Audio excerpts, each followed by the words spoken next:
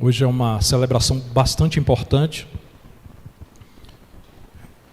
Pós-Epifania, mais está relacionada à Epifania, manifestação de Deus. Eu trouxe esse ícone que nós temos aqui, Cristo, o Pai, a voz, o Espírito Santo em forma corpórea e o Deus encarnado. O som, ali a pomba, e Cristo carne, João Batista, e o rio faz essa ligação, Cristo faz essa ligação entre a terra, ali daquele lado, e aqui os céus. No momento do texto, que foi lido, nós vemos que o céu se abre, naquele momento o céu se abre, e então ouvimos a voz do Pai. Então Cristo é aquele que faz essa ligação entre a terra e o céu, é a escada de Jacó. Louvado seja o nome do Senhor. O tema da mensagem hoje é o trabalho de Jesus Cristo. O trabalho de Jesus Cristo. Irmãos, quando nós chegamos assim em uma vizinhança nova, em um local novo, e aí nós procuramos observar como é a rotina das pessoas, mas também nos preocupamos em conhecer as pessoas que moram perto de nós. Isso era bastante forte, há décadas atrás era mais forte. Hoje em dia as pessoas estão muito isoladas, estão muito assim, cada um quer ficar trancado ali na sua casa. Mas, normalmente tem pessoas que são mais assim, pelo menos eu vou falar com o meu vizinho aqui do lado, dar um bom dia, E é uma coisa natural, uma coisa normal. Então, em algumas culturas, em alguns locais, as pessoas têm costume de chegar ali no vizinho, o vizinho que está chegando, ou então a pessoa que quer fazer uma interação com as pessoas que estão próximas e leva um bolinho, Faz um bolinho ali e tal. Tudo bem, você está chegando agora e eu sou seu vizinho aqui, estamos aqui, se precisar de alguma coisa, a pessoa leva um bolo, Leva um chá, alguma coisa, ou convida para tomar um chazinho, tal. Não, eu moro aqui, qualquer coisa se precisar. Então nós temos nas comunidades esse costume. Isso era bastante forte no Brasil. Eu lembro que na minha infância isso era bastante forte. Nós íamos fazer alguma coisa. Eu lembro de algumas vezes que meu pai ia fazer, minha família ia fazer alguma coisa, chamava os vizinhos para fazer a comida junto, para comer junto. Eu não sei se você já experimentou isso. Pamonha, aí achava o milho, aí todo mundo chamava os vizinhos, todo mundo ralava a pamonha, Outro, fazia uma linha de produção, Ralava, os meninos iam ralar a pamonha, arrancava os dedos tudinho, no ralador, e aí outro cortava o queijo, outro dobrava a palha, que era mais difícil, tinha que ter uma habilidade, dobrar a palha. Então isso era bastante comum. Então eu quero trazer à memória essa coisa de unidade, de comunhão, de você chegar para estabelecer uma comunhão. Amém? A partir daí, vamos começar a partir daí. Cristo, eu disse que o tema era o trabalho de Jesus Cristo. E qual é, Marcos, o trabalho de Jesus Cristo que você quer trazer hoje? Entre muitos, o trabalho de Jesus Cristo é trazer reconciliação entre a humanidade, entre nós e o Pai, e os céus. O trabalho de Jesus Cristo que nós vemos é o de... Todo esse trabalho você vai perceber que é um trabalho de reconciliação, de vir até mim e falar: Marcos, eu quero ser seu amigo, eu quero estar em comunhão com você, vem. E me chamar, está sempre me convidando, me chamando para estar em comunhão com Deus. Cristo, ele vem então e tem esse trabalho de reconciliação. E como isso acontece? Como se dá isso? Então eu vou trazer algumas atitudes de Jesus, algumas ações de Jesus que demonstram como ele realizou esse trabalho de reconciliação a partir do texto de hoje, de Lucas 3. Que atitudes ele tomou para que essa reconciliação pudesse acontecer, pudesse se estabelecer. A primeira atitude de Jesus é que ele se revestiu de nossa humanidade. A primeira coisa que Deus fez e nós comemoramos no Natal, foi Deus ter vindo. João Batista fala, aplanar os montes, aterrar os lugares, alguns locais, aplanar o caminho, acertar o caminho. Então é um esforço de Deus, totalmente de Deus, de vir até nós, de tirar todo o impedimento. Esse Deus todo-poderoso que nos sustenta, que sustenta esta terra onde nós estamos, que sustenta toda a galáxia, romper o tempo, romper o espaço e vir e encarnar. A Bíblia diz que o Verbo se fez carne. Verbo é essa expressão de Deus. Para o grego, quando João escreve, na linguagem grega, o logos, o verbo, essa mente, era uma mente racional, que pensava, porque o grego ele via tudo organizado, a ordem do mundo, o dia, a noite, primavera, verão, as estações, e tudo tinha uma organização, tudo tinha um porquê. A árvore precisava de uma substância, então, como eu vi num programa de ciências, a árvore ele precisa de uma substância. Só que ali naquele local não tem essa substância, o nitrato, não tem, ele precisa dessa substância. Então, o urso, lá no Canadá, quando o salmão sobe a água para desovar, e ele vem vindo, salmão deste tamanho, e ele vem subindo, não sei se vocês já viram essas imagens, ele pula e vem subindo. Aí o urso chega lá perto do rio, ó. Quando o salmão vem, ele agarra o salmão e come, vai lá na árvore e deixa a carcaça lá. O cientista, mas que coisa, como é que é essa coisa assim organizada? Não sei. O cientista não quer saber disso, ele não quer perguntar quem. Ele só estuda o fato ali. E aqui tem tal, química, tal. É só isso que ele quer saber. Mas aí a gente faz uma outra pergunta. Mas como é que é essa coisa organizada? Então esse é o verbo, esse é o logos, essa mente racional. Então João fala, no princípio era o verbo de Deus, a palavra de Deus, e o verbo se fez carne e habitou entre nós. E vimos a sua glória. João teve essa experiência. Vimos Deus, comemos com Ele, vivemos com Ele, vimos a sua glória, a sua experiência. No princípio era o verbo, e olha o que João fala, no princípio lá, antes, no início, na eternidade, fora do tempo, era o verbo, e o verbo estava com Deus, e o verbo era Deus. Não era como Deus, em algumas traduções, que isso distorce o que realmente era o verbo. O verbo era Deus, ele era Deus. Então ele faz para si um corpo, todas as coisas foram feitas por ele, e sem ele nada do que foi feito se fez.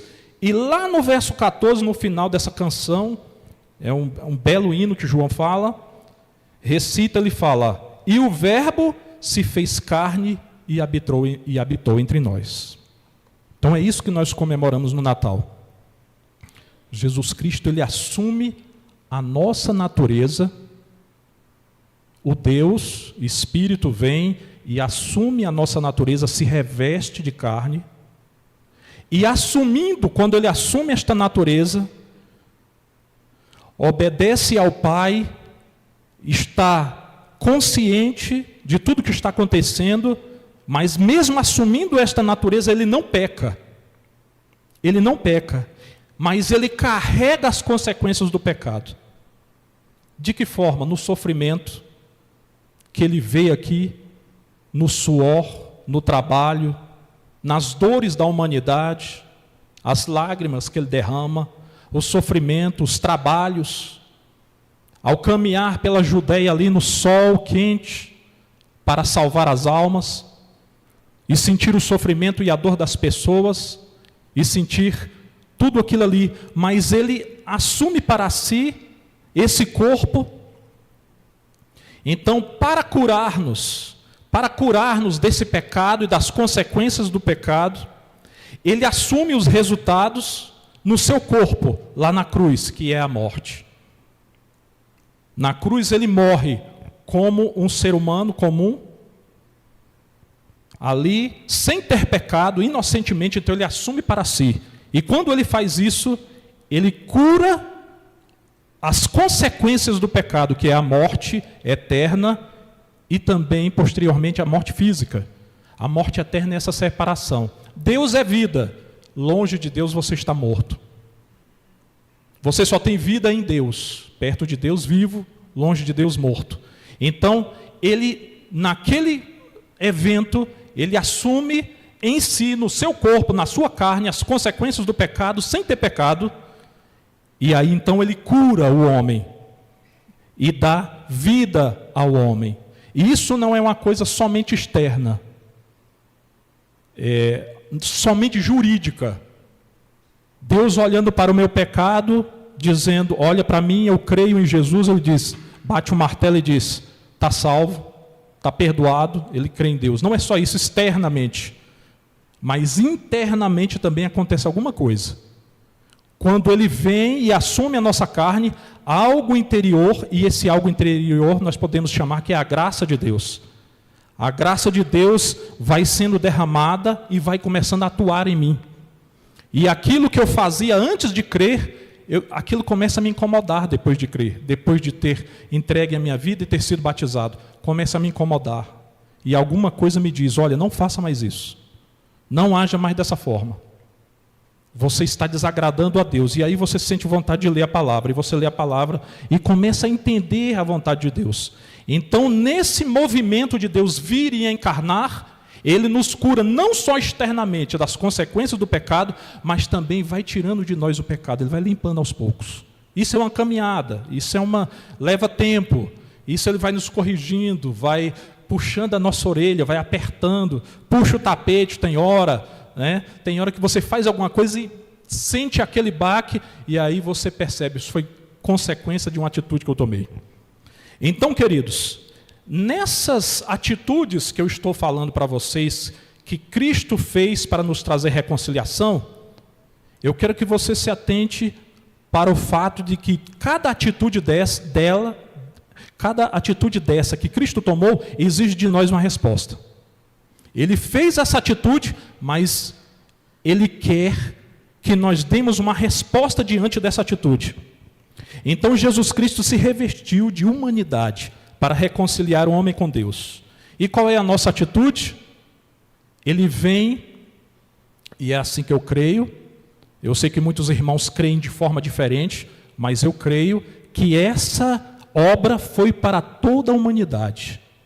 Foi para toda a humanidade.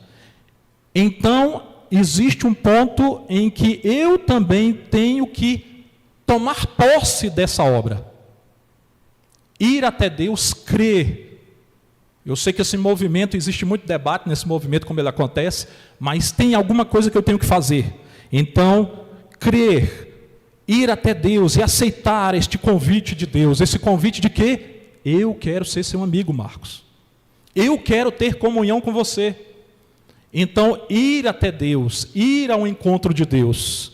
Então, o apelo que eu faço hoje para as pessoas que estão nos ouvindo, ou por acaso alguém esteja me ouvindo, aceite esse convite. Cristo veio até nós, rompendo todas as barreiras, descendo até a nossa humanidade para te convidar, para te chamar, para ter comunhão com você, para que você venha e tenha novamente esta comunhão que Deus tem com o Pai, o Filho e o Espírito Santo, e faça parte desta família. Aceite este convite, é um convite puro, é um convite de amor, é um convite em que Deus quer o seu bem. Ele não quer o seu mal, Ele não quer o seu mal, Ele quer simplesmente o seu bem, porque o bom para você é estar com Deus. Ele nos criou, Ele nos fez, e Ele sabe aquilo que é melhor para nós. Então Cristo adquire essa vida humana e conquista para nós uma vida divina.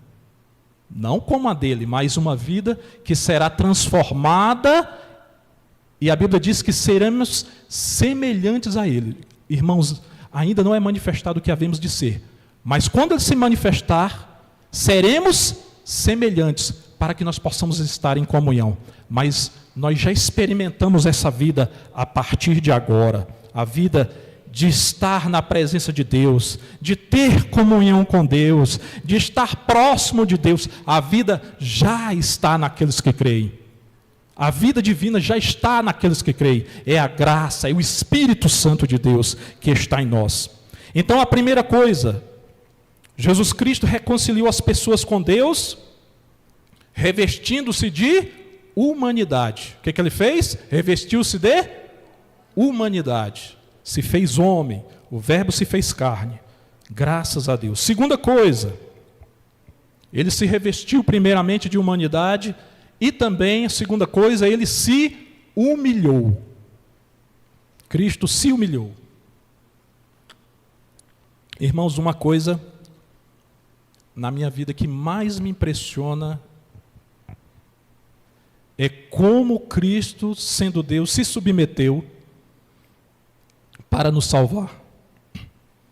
Então eu tenho ali na minha casa um crucifixo, ali Jesus crucificado, e quando eu passo ali, eu olho, mas Deus, como você pôde fazer um negócio desse?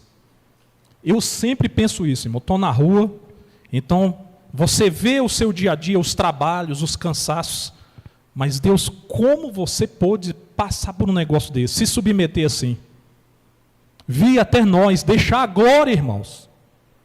Fala sério, se fosse você lá na glória, você ia querer sair de lá para vir aqui? Na glória, com o corpo transformado, sem morte, sem dor, sem nada, experimentando coisas que nós nem imaginamos, para descer aqui, ser humilhado, ser cuspido na cara, apanhar, ser desprezado, perseguido. Eu não teria essa capacidade jamais, nem perto disso. Mas aí toda hora eu falo, Senhor, como você pôde fazer um negócio desse? Como foi possível? Que amor é esse? Que amor é esse? Irmãos, Jesus Cristo, para expiar os nossos crimes, expiar os nossos pecados, que são fruto do orgulho, e também para nos curar do orgulho, ele se submeteu a desprezos, xingamentos, desonras, humilhações e aniquilamentos. Somente para citar algumas coisas, para não estender muito. A primeira coisa que nós vemos que Cristo, ele não quis nascer na nossa época em um hospital particular, não é assim? Não tinha SUS de jeito nenhum, não tinha nada, não tinha sistema público de saúde, não nasceu num local assim confortável. Então, quando eu penso na manjedoura, curral, né? É cheiroso, curral de animais é cheiroso, galinheiro, canil, local de animais. Ele vem, irmão, isso é que é aniquilar-se da sua glória, deixar a sua majestade para lá para nos salvar. Então ele quis a pobreza. Ele se fez pobre com todas as privações que isso pode ter na vida humana. Essa semana eu fui ali com meu filho, resolvi alguma coisa na faculdade, e alguém estava do meu lado e brincou assim: ei, irmão, ser pobre, falando com o pessoal, ser pobre todo dia é cansativo, viu? Estou cansado de ser pobre. Irmão, muitas vezes a gente passa por privações, mas constantemente, privações, você nunca poder ter aquilo, muitas pessoas nunca terão aquilo que você sonha. Muitas pessoas jamais terão essa possibilidade de ter uma casa própria. Coisas básicas para a vida, alimento. A pessoa está sempre em perigo. Ele está sempre nessa insegurança alimentar, né, que os sociólogos falam. O que eu vou comer amanhã? Né? Tem gente que está assim aqui em Brasília. O que eu vou comer amanhã? Então Cristo quis assumir essa pobreza. Privações. Ele desce, se humilhou. Ele, sendo Senhor e soberano, ele quis estar submetido a uma mulher, a Maria, corrigindo, ensinando. Nós sabemos como foi essa dinâmica, mas ele quis se submeter como criança a Maria. Os diretores têm uma visão própria da correção, falam da correção, não sei como foi isso. Da criança que quer sair, não pode, da criança como nós, quer brincar no meio da rua, e aí a mãe chama, venha tomar banho, eu quero é brincar, eu quero é jogar bola, né? Ele quis se submeter a Maria, quis se submeter a José. Durante toda a sua vida, nesse episódio especificamente, ele se submete a João Batista. João Batista olha para ele e fica constrangido, não é possível. Tu não tem pecados, era um batismo diferente do nosso, é um batismo de penitência. Mas ele vai, irmão, Jesus tinha pecado? Não. Quando João Batista olha para ele, não, eu que tenho que ser batizado por você. Eu cheio de pecado. E Jesus baixa a cabeça, não. Tem que ser assim. Ele se submete a João Batista. Ao longo de sua vida, se submete a muita gente. Lá no final, a Judas. Ele sabia o que Judas estava pensando, o que Judas estava tramando. Ele impediu isso? De forma nenhuma. Se submeteu a Judas.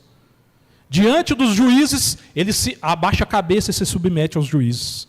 Juízes iníquos, juízes injustos, ele se submete. E por último, você ficaria parado para alguém bater em você? Ele se humilha e se submete aos seus torturadores.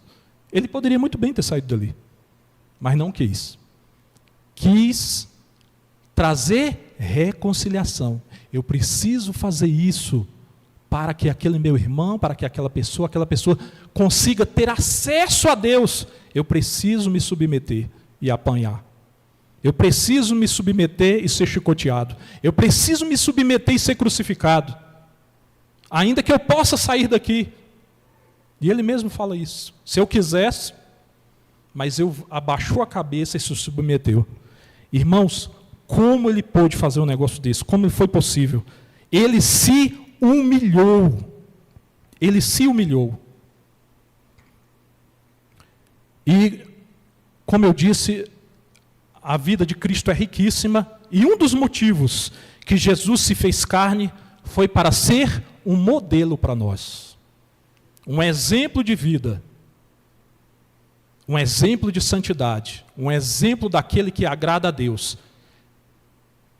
Como se chegar a Deus? Através do exemplo de Jesus Cristo.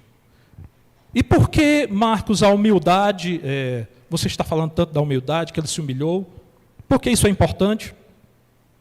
Irmãos, a humildade, para nós, ela é uma qualidade, é uma virtude, é uma qualidade daqueles que sabem, que entendem que tudo de bom que há em nós vem de Deus. Quando você admira aquele pianista maravilhoso, aquele artista que você gosta, a existência daquele artista depende de Deus. Ele só está vivo porque ele só viveu porque Deus deixou, e ele só está vivo porque Deus permite. A voz que ele tem, a habilidade técnica que ele tem, que você possa admirar em qualquer pessoa. O esposo admira na esposa e a esposa admira no esposo, seja qual qualidade seja. Nossa, ele tem um cabelo tão bonito. É porque Deus quis. E se Deus não quiser, irmão, cai tudo. Nossa, que careca, muito bonita essa careca dele. Né? Então, só tem porque Deus permite. A humildade, ela faz que nós reconhecemos que tudo que há em nós, tudo, irmão, tudo aqui, vem de Deus. A matéria-prima de tudo aqui veio da criação de Deus. E só continua, essa minha voz aqui só continua falando porque Deus permite. Então, a humildade, a humilhação de Cristo, essa descida de Cristo que tanto nos impressiona, ela é importante, porque nos povos fora ali da Judeia, longe de Deus, a humilhação é uma coisa desprezível. Para os romanos da época que Cristo desceu, era uma coisa vil, desprezível. Ninguém nunca valorizou a humilhação.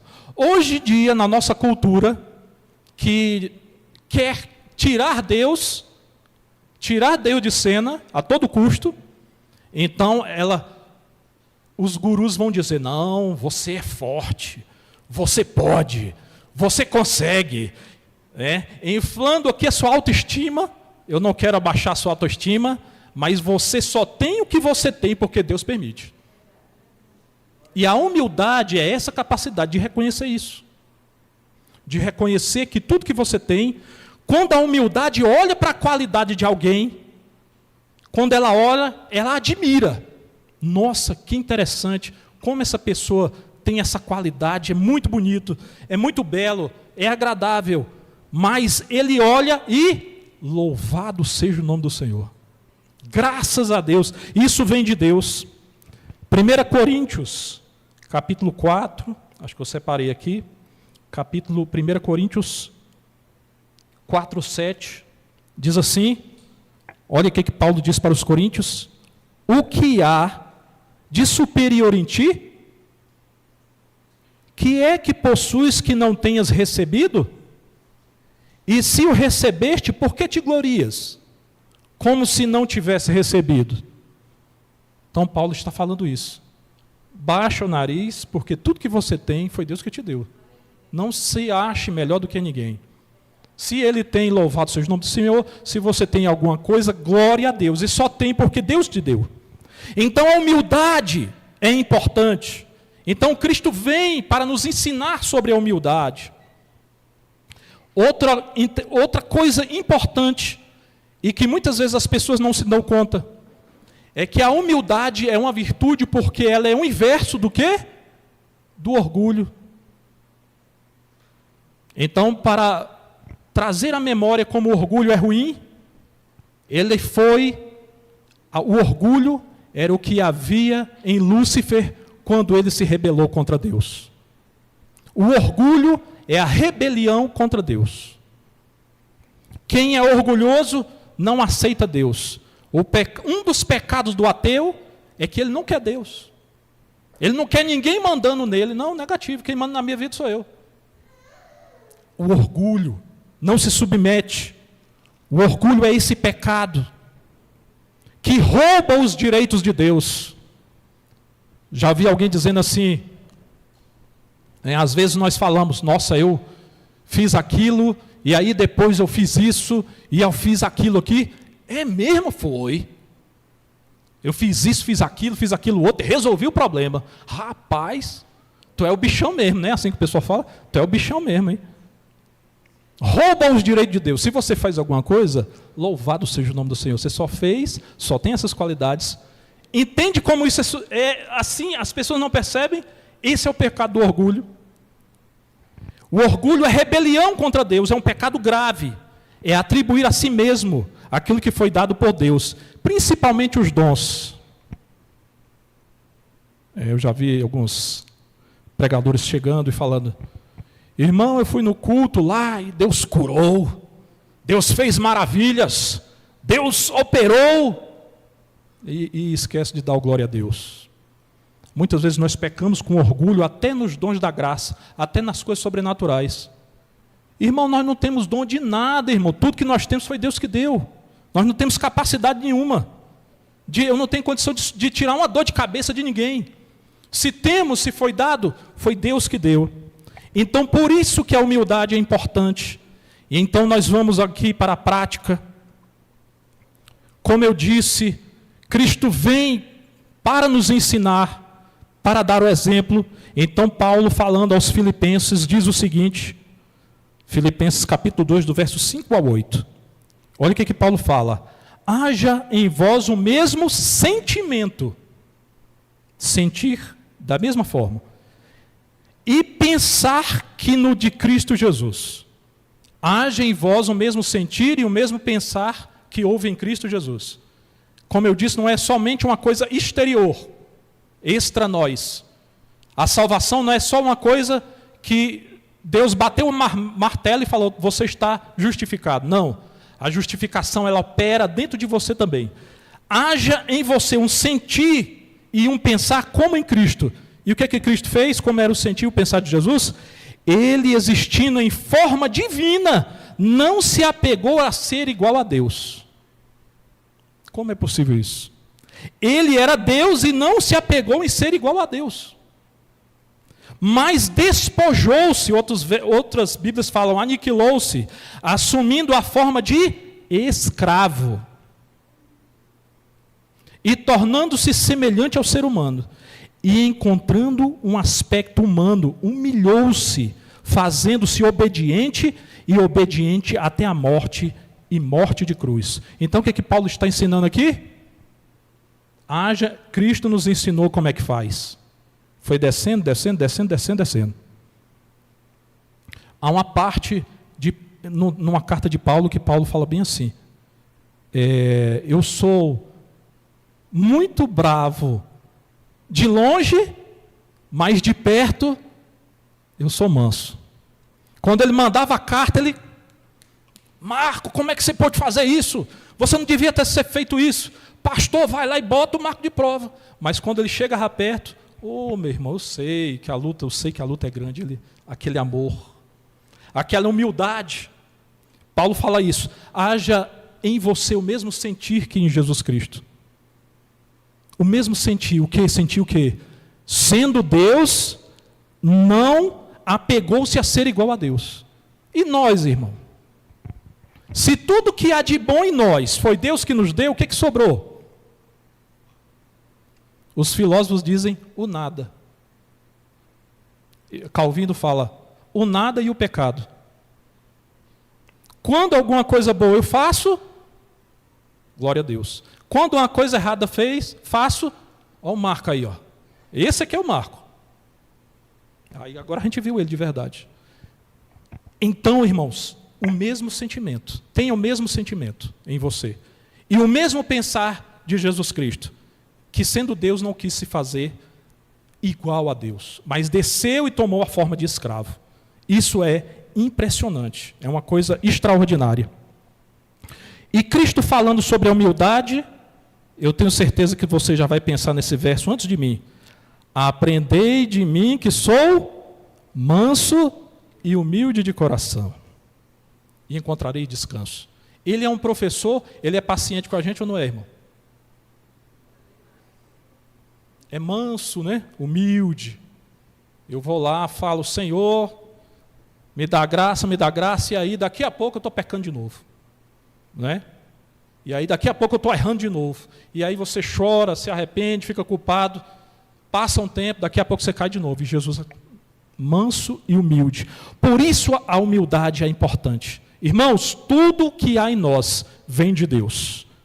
Tudo que há em nós vem de Deus. Por isso nós devemos dar graças a Deus em tudo, graças a Deus em tudo. Fazer todas as coisas para a honra e glória do nome do Senhor. Nós não devemos ter outra razão de existir a não ser glorificar a Deus. Inácio de Loyola ele falava, o homem foi feito para louvar a Deus, servir a Deus e reverenciá-lo. E através disso e mediante isso alcançar a salvação.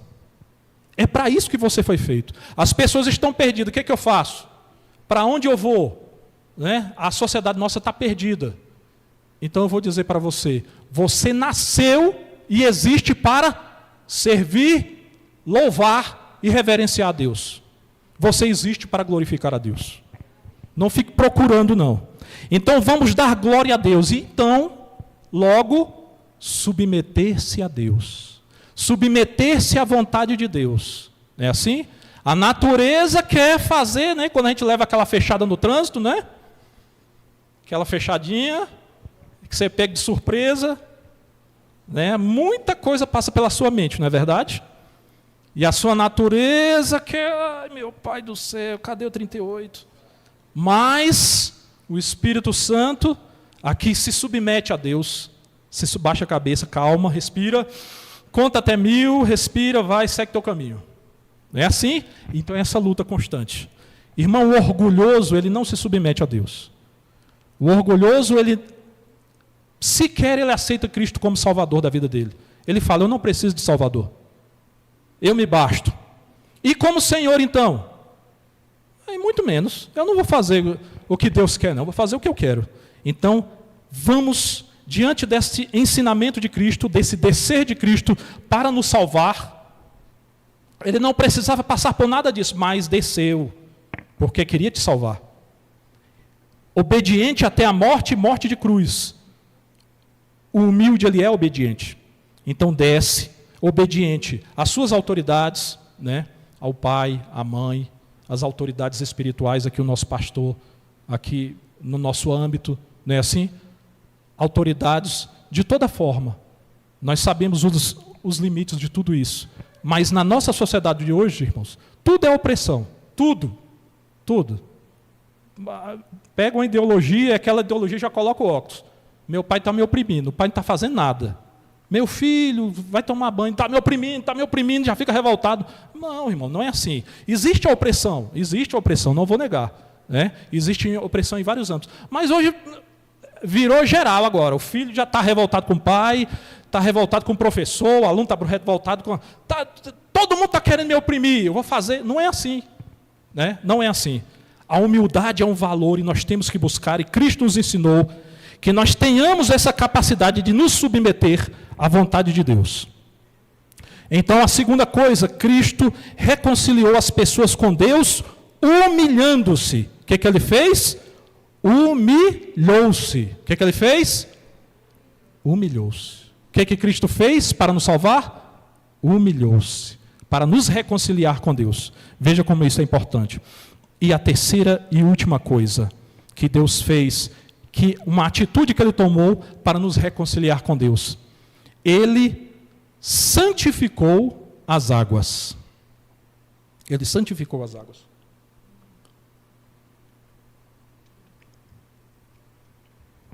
Irmãos, como eu disse, Jesus ele não carecia de batismo de penitência. E aí nós vemos que um evento salvífico aqui. Ele não tinha pecado, então para que ele desceu ali nas águas? Não havia pecado nele. Ele precisava de ser cheio do Espírito Santo? Não, ele já era cheio do Espírito Santo. Ele precisava abrir os céus? Não, ele já tinha comunhão com Deus.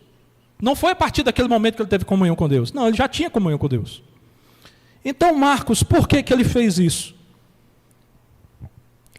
Não sou eu que estou dizendo, isso são os primeiros teólogos, ali, pós-apostólicos, já diziam que ele desce as águas, não porque precisasse de purificação, mas ele desce aquelas águas batismais para santificar a água. Ali ele consagra a água e purifica a água para que, nesse movimento, posteriormente, no momento do batismo, quando o reverendo coloca a mão, faz a oração ali nas águas, aquelas águas, elas se pneumatizam, se enchem da graça de Deus para que haja o batismo, a purificação do homem. Então Cristo, ele desce, quando ele desce as águas, ele purifica a água. E é um movimento de entrar no Rio Jordão, que significa, o que quer dizer batismo? Sepultamento. Quando ele desce, ele antevê a sua morte na cruz. A morte por causa dos pecados. Então ali ele está fazendo um movimento de descida, de morte, para dentro da água. Também antevendo o dia do meu batismo, em que eu vou crer em Deus e agora com fé desço as águas batismais. Para que a gente desce as águas batismais? Um dos motivos é para ter salvação, mas é para deixar a vida de outrora, deixar o pecado. Você não vive mais para o pecado, você morre para o pecado para viver para Deus. Então quando ele entra ali, ele antecipa a sua morte e também a nossa morte para o pecado. E quando ele sai das águas, ele emerge das águas, ele antecipa a sua ressurreição. Lá depois do terceiro dia, ali quando ele ressurge, e ele causa em nós, para causar o que em nós, para a nossa salvação? Quando a gente for às águas batismais, entrar um homem velho e sair um homem novo. Entrar uma mulher velha e sair uma mulher nova. Não fisicamente, mas a alma, na alma. Uma alma ligada em espírito com Deus. Porque estar ligado com Deus é vida. Estar afastado de Deus é morte. Tem muita gente que está andando por aí, mas está morto, longe de Deus. E tem muita gente que já faleceu, mas está viva. Deus não é Deus de mortos, mas Deus de vivos, porque está unida com Deus. Então estar unido com Deus é vida. Então é isso que o batismo causa, um novo nascimento em mim. Cristo recria um novo homem, voltado para Deus, e nos dá a vida, como eu disse, uma vida eterna, não é isso? Uma vida eterna e muito mais, uma vida divina. E depois o que acontece? Nesse evento o que acontece? O céu se abre. Olha o que acontece no batismo: o céu se abre, Deus fala, o Espírito Santo está ali, a pomba vem em forma corpórea, e também o Pai fala: este é meu Filho amado, em quem eu me comprazo, em quem eu tenho prazer, alegria. Então é isso que acontece no batismo. Jesus faz esse primeiro evento, santifica-o, faz para a nossa salvação. E quando nós descemos as águas do batismo, nós morremos para o pecado, nascemos para Deus. O céu se abre para nós, o Espírito Santo tem acesso a você. E você vai confirmar isso através das suas atitudes, através da sua fé. Confirmando, por isso que os padrinhos precisam confirmar a criança, por isso que nós precisamos de um certo esforço para estar na presença de Deus, não é assim? Louvado seja o nome do Senhor.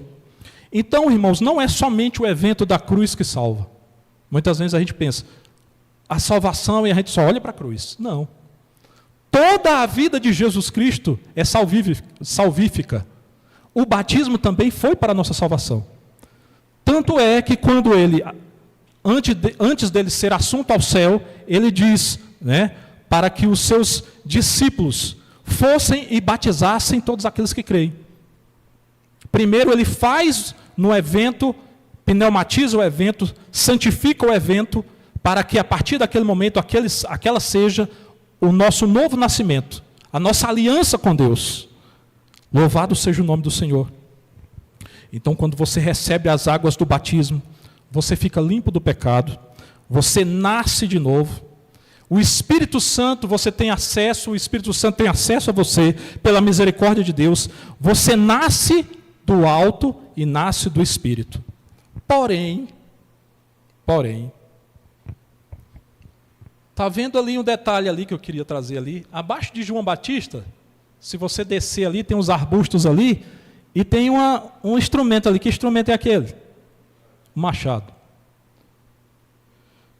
O profeta: eis que o machado está posto à raiz da árvore, toda aquela árvore que não produz bom fruto, vem o dono lá e poda e joga fora. Eu queria trazer aqui a reflexão de um monge inglês, conhecido como Venerável Beda. Ali pelo século VII, mais ou menos, ele refletindo sobre 1 Coríntios 10, do capítulo 10, do verso 2 ao 4, Paulo ele vai fazer uma ligação das coisas espirituais que o povo de Israel experimentou, mas mesmo assim desistiu no meio do caminho. Porque em 1 Coríntios 10, 2, 4, diz, se você já leu esse texto, você vai se lembrar, que o povo foi batizado na nuvem e no mar. Já leu esse texto? O povo foi batizado lá no Velho Testamento. No Velho Testamento o povo ia na sua caminhada. Durante o dia, o que tinha em cima deles? Nuvem, não é assim? A nuvem, o sol do deserto muito grande tinha uma nuvem. Nuvem é água, não é isso? A água em um estado gasoso, então estava ali a nuvem. Aquela nuvem era a presença de Deus, era Deus. Estava acima. Quando eles saem definitivamente do Egito, eles passam por aqueles paredões de água. Então Paulo faz essa reflexão, eles foram batizados na nuvem e no mar. Havia água de todos os lados. Os cientistas hoje chamam as nuvens de rio voador. Você já viu essa expressão? Eles não chamam mais de nuvem, não. É um rio. Quando fala do Amazonas, é água embaixo e água em cima, porque a precipitação é muito forte. Então, quando você vê uma nuvem, você vai estar vendo um rio passando por cima da tua cabeça. Aquilo ali, os cientistas hoje bombardeiam a nuvem e chove. Você já viu isso?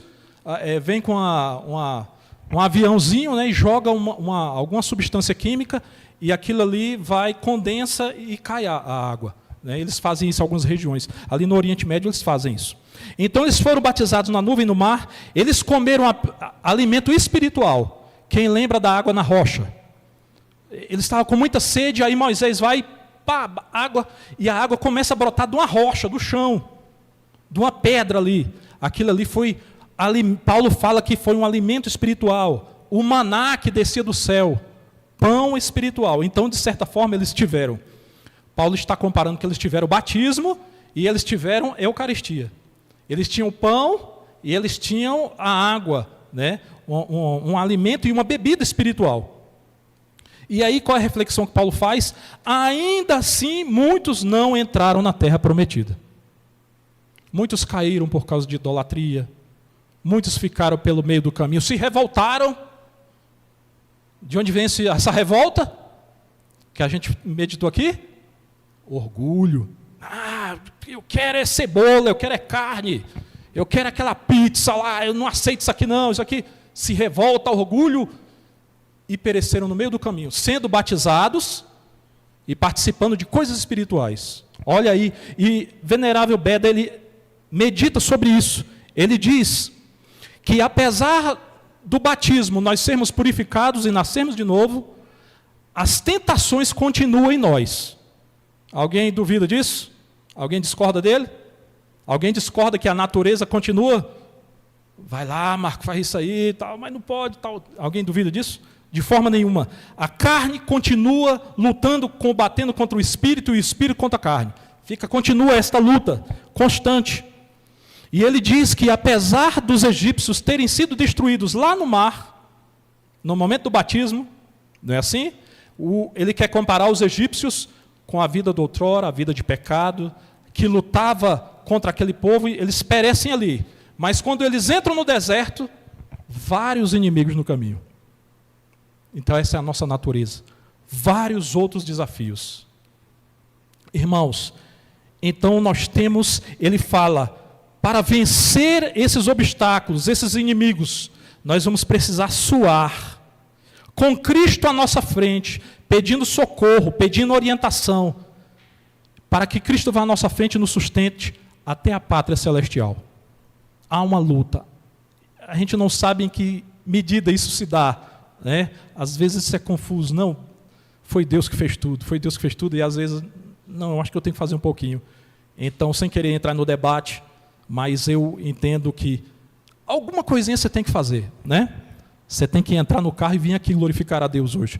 Em certa medida, Deus dá a chuva, te dá a semente, fala para você arar a terra e plantar. E aí, alguma coisa acontece e aquilo ali vira um milharal. Mas, em certa medida, você tem que fazer alguma coisa. E é isso que o Beda está falando. Mesmo após o batismo, há uma luta. Há uma preocupação de que o machado não chegue a tomar cuidado com o machado de Deus. Tome cuidado. Vamos perseverar. Filipenses, capítulo 2, verso 12. Paulo fala, operai a vossa salvação com temor e tremor. Quer dizer, operai, quer dizer, trabalha pela tua salvação. Trabalha a vossa salvação. Operai a vossa salvação com temor e tremor. Sabendo, irmão, que nós não merecemos salvação. Ninguém aqui merece, eu não mereço a salvação. A salvação é pela misericórdia de Deus. Ainda que eu acerte 10, 20, 30 vezes, eu vou depois me achar arrogante porque acertei. É assim que nós somos. Depois eu vou me achar bom demais porque acertei. Acertei 10 vezes e errei só uma, na minha cabeça. E aí você pega e desmancha tudo que você fez. Então, opera, trabalha, luta. Ainda assim luta, se esforça, porque a salvação vem de Deus. Amém?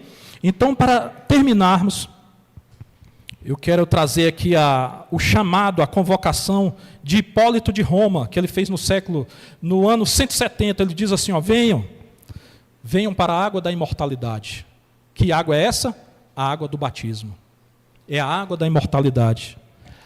Aquele que está doente é curado, ganha saúde. Aquele que é impuro é santificado. Aquele que está morto passa a ter a vida eterna e divina. Então, para concluir aqui, depois eu vou fazer a recapitulação do que a gente falou, irmãos, parece que é um movimento, a gente vê na história do cristianismo, de esvaziar o batismo. Muita gente refletindo assim, e a gente vê quando as pessoas falam que o batismo é só algo pedagógico, né? É só uma coisinha. Você vai lá, e jogam água na sua cabeça, você mergulha, você se sente bem. Agora eu sou servo de Deus. Não é só isso. É um evento salvífico. O batismo traz salvação para nós. Traz salvação para nós. Amém? Então, quando nós descemos a água do batismo, com certeza, verdadeiramente, a graça de Deus veio sobre a tua vida. E você que ainda não foi batizado, desça as águas batismais. Faça esse pacto com Deus. Jesus veio especialmente por tua causa, para reconciliar você com Deus, para que você tenha amizade com Deus. Ele quer ter amizade com você, Ele quer passar a viver dentro de você. O Pai, o Filho e o Espírito Santo vivendo dentro de você, te dando alegria no seu dia, na sua segunda-feira de trabalho, no seu dia de luta. Deus quer estar ali contigo em todos os momentos. Você em comunhão com Deus e Ele em comunhão com você o tempo todo. Senhor, me ajuda, Senhor, me auxilia, esteja comigo. Agora eu estou indo trabalhar, vai comigo. E ali no trabalho, Senhor, me dá força. Eu sei que é muito difícil. Muitas vezes o trabalho é muito estressante, muito cansativo. E você chega em casa abatido. Quando dá na sexta-feira, né, você está exausto. Quando dá na sexta-feira, 18 horas, na segunda-feira até que você vem do pique, né? Quando você é mais novo, você vem do pique na sexta-feira. Quando dá sexta-feira, 19 horas, você diz, meu Deus do céu.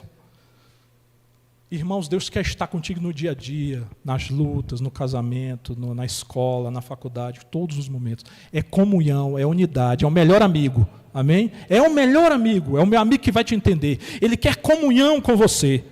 Então, aceite o convite de Jesus Cristo. Ele se encarnou para te convidar a ter amizade. Aceite esse convite. Submeta-se, humilha-se, assim como Jesus Cristo fez. Desça, se submeta a Deus. Se submeta à sua vontade. E terceira e última coisa, receba a água que purifica, a água que dá vida eterna, que Deus passará a viver em ti, e você fará parte do reino de Deus, e você terá vida em Jesus Cristo. Amém? Graças a Deus.